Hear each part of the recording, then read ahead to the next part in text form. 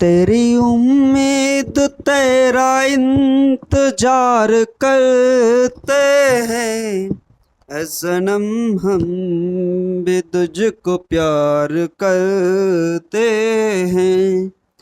नमस्कार साथियों, स्वागत है आप सभी का आपके अपने YouTube चैनल सरकारी भारत में। तो फ्रेंड्स, आज के इस छोटे से वीडियो में मुश्किल से 10 मिनट का वीडियो होगा और इस 10 से 12 मिनट के वीडियो में आप लोग स्क्वायर रूट निकालना सीख जाएंगे। किसी भी संख्या का, बड़े बड़े नंबर्स का स्क्वायर रूट कैसे निकालें ये आपको चुटकियों में समझ में आ जाएगा। और मेरे भाई, मैं क्वेश्चंस लेकर आया हूं बाकायदा, आप देखोगे 1444 का स्क्वायर रूट, 1936 का स्क्वायर रूट। इसी तरीके से अगर आप लोग देखेंगे तो स्क्वायर रूट 17,956। इतनी बड़ी बड़ी संख्याओं का स्क्वायर रूट कैसे निकालें, आइए छोटे से वीडियो में सब कुछ समझ में आ जाएगा। तो चलिए स्टार्ट करते हैं। हम निकालेंगे आज की इस वीडियो में वर्गमूल की बात करेंगे। किसकी बात करेंगे? वर्गमूल कैसे निकाला जाता है, इसी को हम कहते हैं स्क्वायर रूट। मेरे भाई, स्क्वायर निकालने की वीडियो में पहले ही बना चुका हूं, आप लोग जाइएगा, चैनल पर प्लेलिस्ट होगी, उसमें सब कुछ मिल जाएगा। क्लियर है? तो सबसे पहले समझते हैं स्क्वायर रूट क्या निकालते हैं। मेरे भाई, अगर मैं स्क्वायर रूट की बात करता हूं तो मैं बोलता हूं स्क्वायर और root. Square root, square root को हिंदी में बोलते हैं वर्गमूल। क्या बोलेंगे बटुआ? वर्गमूल बोलेंगे मेरे लड्डू। और इसका जो सिंबल होता है वो कुछ इस तरीके से होता है। अगर मैं इस स्क्वायर रूट पर 2 लिख दूं तो भी मेरा काम चल जाएगा। अगर कल के लिए मैं 2 ना लिखूं, यानी कि इस 2 को हटा दूं, तो भी मेरा काम हो जाएगा। इसका मतलब ही होता है स्क्वायर रूट। अगर किसी ने इस तरीके से लिखा और इस पर लिख दिया 3, तो ये हो गया क्यूब रूट। क्या हो गया? Cube root. 4 लिखा तो 4th रूट, 5 लिखा तो 5th रूट। यानी कि कैसे निकाला जाता है ये बात समझ लीजिए।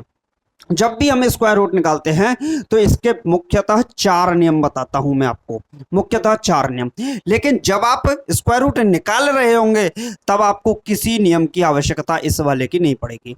ये नियम मैं क्यों बता रहा हूं? ये बता रहा हूं कि आपको वो जो मैं तरीका बताने वाला हूं, हो सकता है उसकी आवश्यकता ही ना पड़े, आप ऑप्शन देखकर ही अपना आंसर लगा दें। पहला नियम क्या कहता है, इसको समझिए। किसी भी संख्या का वर्ग करने पर इकाई के स्थान पर 2, 3, 7, 8 कभी नहीं आता है।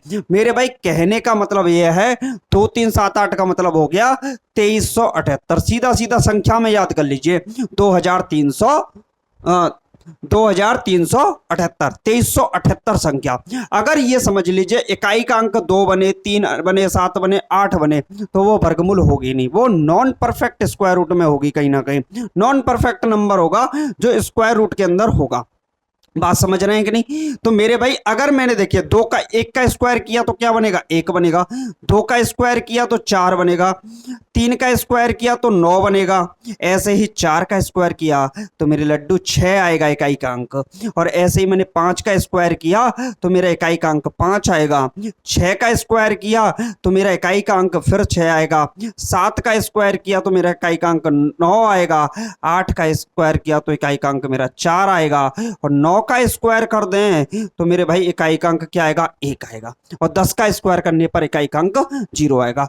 तो आपने कहीं भी देखा क्या कहीं की भी इकाई का अंक 2 बनेगा? नहीं बनेगा। 3 बनेगा? नहीं बनेगा। 7 बनेगा? ना 7 बनेगा, ना 8 बनेगा, ना 2 बनेगा, ना 3 बनेगा।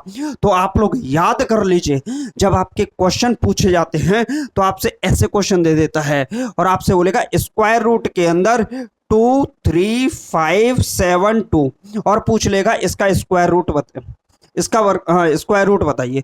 तो मेरे भाई, अगर डेसिमल में है तो बात ठीक है, लेकिन अगर नंबर उसने सीधे सीधे लिख दिया, मान लीजिए 149 ऐसे करके नंबर लिखे, तो ये आंसर कभी हो ही नहीं सकते हैं। क्या ये बात समझ में आ रही है? तो कहने का मतलब किसी भी संख्या का वर्ग करने पर उसका जो यूनिट डिजिट होगा, प्यारे भाई यूनिट डिजिट होगा, वो कभी भी 2, 3, 7, 8 नहीं होगा। इससे आप ऑप्शन से भी आंसर लगा पाओगे। इसके बाद दूसरा नियम, यदि दी गई संख्या के अंत में शून्यों की संख्या विषम हो तो वर्ग पूर्ण वर्ग नहीं होगा। मान लीजिए कि कल के लिए किसी लड़ुआ ने लिख दिया कि 1000 है स्क्वायर रूट के अंदर। अब बोलो कि इसका स्क्वायर रूट क्या होगा मेरे भाई, क्या निकलेगा आंसर? तो मेरे भाई इसका कोई परफेक्ट नंबर निकल कर नहीं आएगा। आंसर अगर आएगा भी तो वो डेसिमल में आएगा। बात समझ रहे हो? यानी कि जो जीरो हैं वो कितनी है? 3 है। वो अपने आप में एक ऑड नंबर है। 3 क्या हो गया? ऑड नंबर हो गया। अगर ऑड नंबर में जीरो होती है, मान लीजिए कि कल के लिए उसने दे दिया 1 2 3 4 5, 5 जीरो दे दी, बोला कि ये इसका परफेक्ट स्क्वायर रूट निकलेगा कि नहीं? तो मेरे भाई नहीं निकल पाएगा, डेसिमल में ही बात जाएगी। तो ये भी बात आपको याद रखनी है। तीसरा नियम क्या है, इस बात को समझिए। यदि दी गई संख्या के इकाई एवं दहाई का अंक विषम हो, मेरे भाई अब की बार इकाई की भी बात कर रहा है, यूनिट डिजिट की भी बात कर रहा है, 10th प्लेस की भी बात कर रहा है। तो इकाई का अंक और दहाई का अंक कैसा हो? विषम हो, तो वह पूर्ण वर्ग संख्या नहीं होगी। यानी कि इकाई का अंक और दहाई का अंक दोनों ही विषम बन जाएं तो वो पूर्ण वर्ग संख्या नहीं होगी। और लास्ट वाला नियम क्या है? यह है, यदि दी गई संख्या के पूर्ण वर्ग है, यदि दी गई संख्या पूर्ण वर्ग है तो उसके अंतिम दोनों अंक 1 2 3 4 ये 24 तक किसी भी संख्या के वर्ग के अंतिम 2 अंक से मिलते हैं। यानी कि कहने का मतलब यह है, अगर कोई भी संख्या बन रही है तो उसके जो अंतिम अंक होंगे वो कहीं ना कहीं 1 से 24 तक की संख्याओं से मिल ही जाएंगे अंतिम दोनों अंक। अगर नहीं है तो वो आंसर आपका नहीं होगा। बात समझ में इतनी आई कि नहीं? क्लियर है? अब समझिए ऐसे क्वेश्चंस को कैसे टैकल करते हैं। इन क्वेश्चन को जब आप देखोगे, ये रेलवे ग्रुप डी के अंदर, एनटीपीसी के अंदर तो कम पूछे जाते हैं, लेकिन ग्रुप डी के अंदर भर भर के क्वेश्चन ऐसे पूछे जाते हैं और ये प्रश्न आता है पेपर में। देखिए 1444 और आपसे बोला है कि इसका स्क्वायर रूट क्या होगा। आपको कुछ नहीं करना, अंतिम संख्या पर जाना है। देखिए इसका नियम एक सवाल में समझ गए ना, कभी जिंदगी में जरूरत ना पड़ेगी मेरे भाई, मक्खन की तरह क्लियर हो जाएगा। देखिए यूनिट डिजिट, यूनिट डिजिट क्या है? 4, इकाई का अंक है इसका 4। अब एक बात बताइए, 1 से लेकर 9 तक, 1 से लेकर 10 तक ही बोल दो, 10 तक संख्याओं का अगर स्क्वायर करें तो किस किस संख्या के इकाई का अंक 4 बनेगा? तो मेरे भाई 2 का अगर मैं स्क्वायर करता हूं, कितने का स्क्वायर करता हूं? 2 का स्क्वायर करता हूं तो 4 बनेगा। इकाई का अंक एक ही अंक है, यही इकाई होगा। बोलते हैं ना ये तो मेरा इकलौता बेटा है, तो यही सब कुछ है इसका। तो ठीक है, तो 2 का स्क्वायर 4 होगा। और मेरे भाई अगर मैं 8 का स्क्वायर कर दूं, कल के लिए 8 का स्क्वायर कितना होगा? 64। इकाई का अंक कितना बना? 4 बना के नहीं? अरे बना के नहीं 4, जो 4 मेरे लडुआ बना है वो 2 का भी बन रहा है इकाई का अंक 4 और 8 का भी इकाई का अंक स्क्वायर करने पर 4 बना है। इसका मतलब इतनी बात तो पक्की हो गई कि मेरा जो भी आंसर होगा, जो भी आंसर होगा उसका इकाई का अंक या तो 2 होगा या 8 होगा। इतने से ही आप लोग ऑप्शन लगा सकते हो, इतने से ही ऑप्शन लगा सकते हो, सवाल तो यहीं खत्म हो गया। लेकिन नहीं, कभी कभी ऑप्शन में दोनों दिख जाए फिर तो फिर आगे चलेंगे ना, चलते हैं आगे। बेटुआ अब क्या करना है? अब आपको पकड़ने हैं पहली वाली दोनों डिजिट। क्या पकड़नी है? पहली वाली दोनों डिजिट। आखिरकार पहली वाली दोनों डिजिट है क्या? 14 है। अब 14 से छोटा वाला स्क्वायर नंबर कौन सा होता है? तो मुझे पता है 14 से छोटा स्क्वायर नंबर होता है 3 और 3 का स्क्वायर कितना होता है? 9। क्या होता है? 9 होता है। 3 का स्क्वायर क्या होगा? 9 होगा।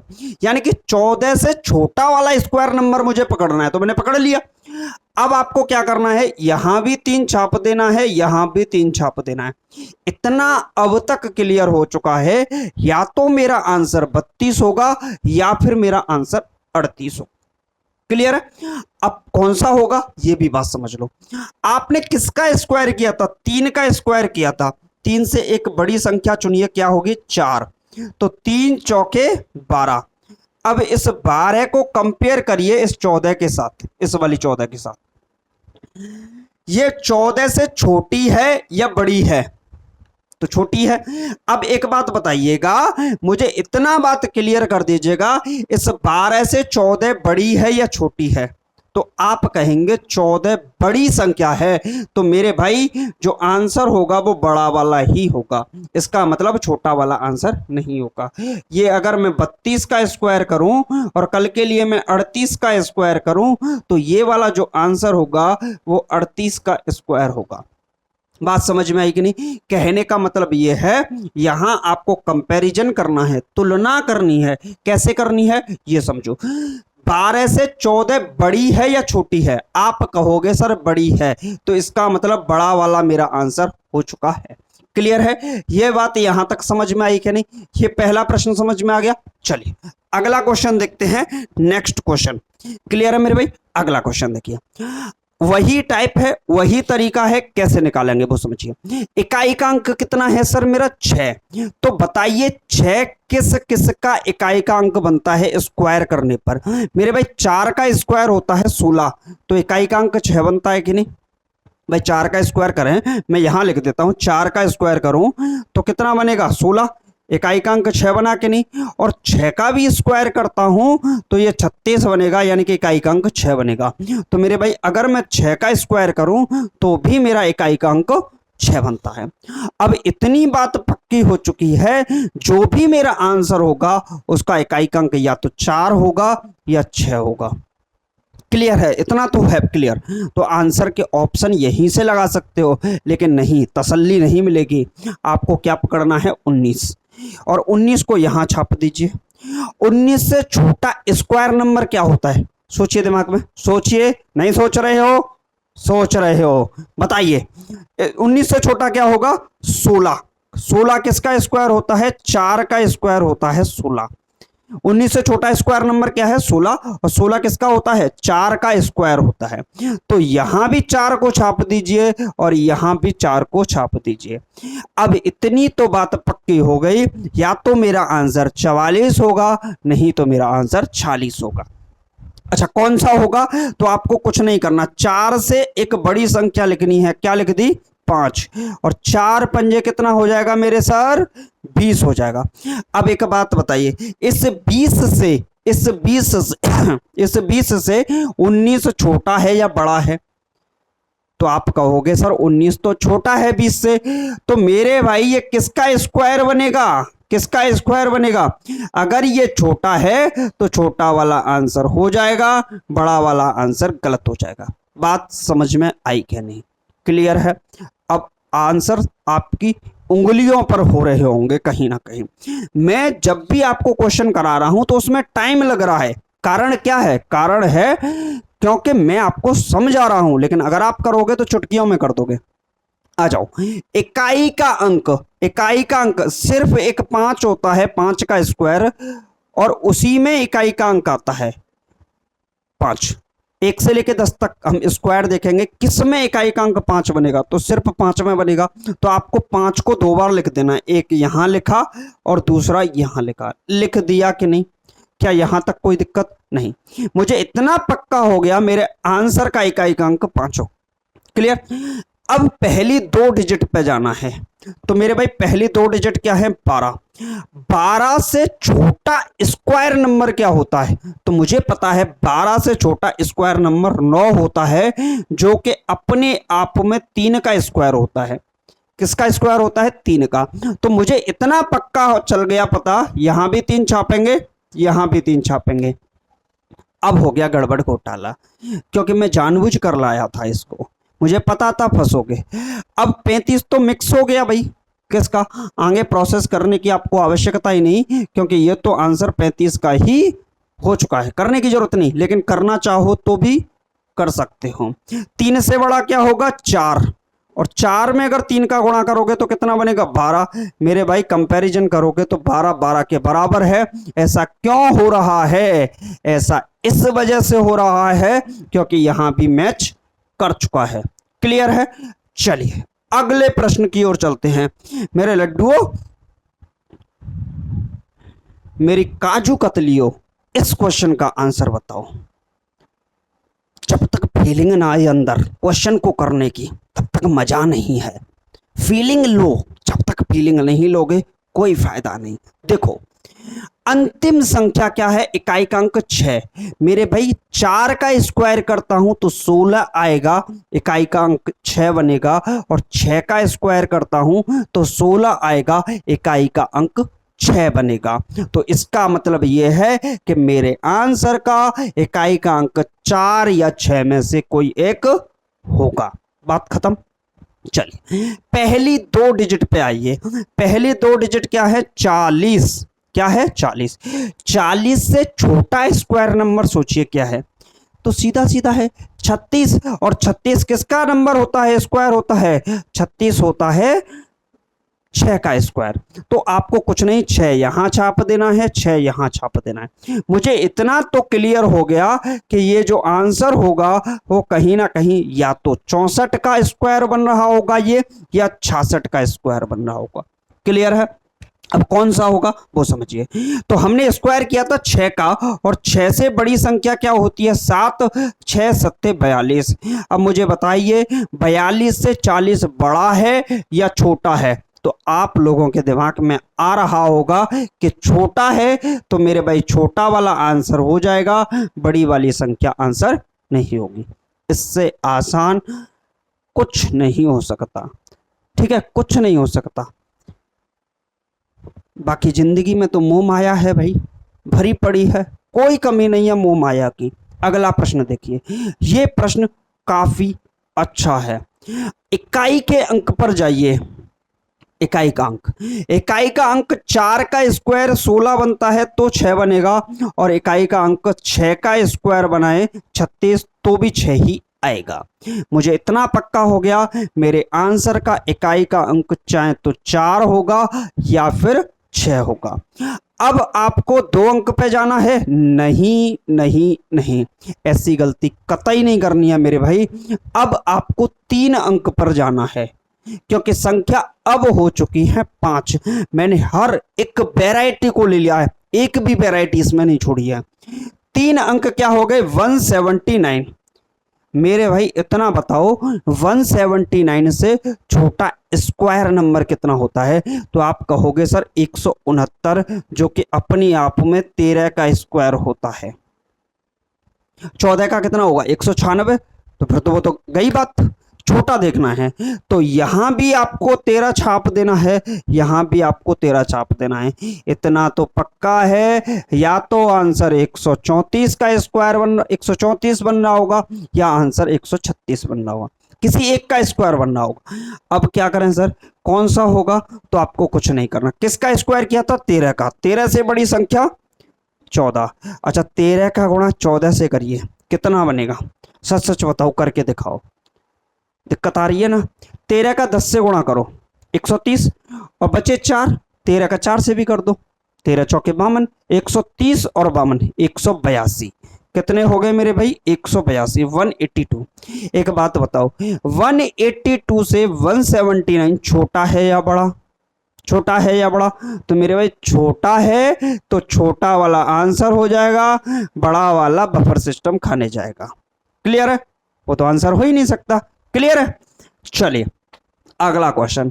अब आप लोग सोच रहे होंगे सर इसको भी बता दो। अरे नापा के इरादे रखने वालों, मैं इसको नहीं बताऊंगा। इसका आंसर आप लोगों को मुझे कहां पर बताना है, कमेंट बॉक्स में। वीडियो के नीचे जाओ, कमेंट में जाओ, और उस कमेंट में जाओगे तो एक छोटा सा प्यारा सा कमेंट लिख दीजिएगा, इसका आंसर बता दीजिएगा।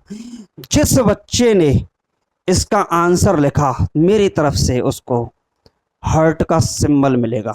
जैसे ही आप करोगे तुरंत के तुरंत विद इन सेकेंड्स आपको हार्ट का सिंबल मिल जाएगा। क्लियर है। चलिए बाकी मिलते हैं नेक्स्ट वीडियो में कुछ ऐसे ही टॉपिक्स के साथ। उम्मीद है आपको ये छोटा सा मैथमेटिक्स का टॉपिक समझ में आ गया होगा।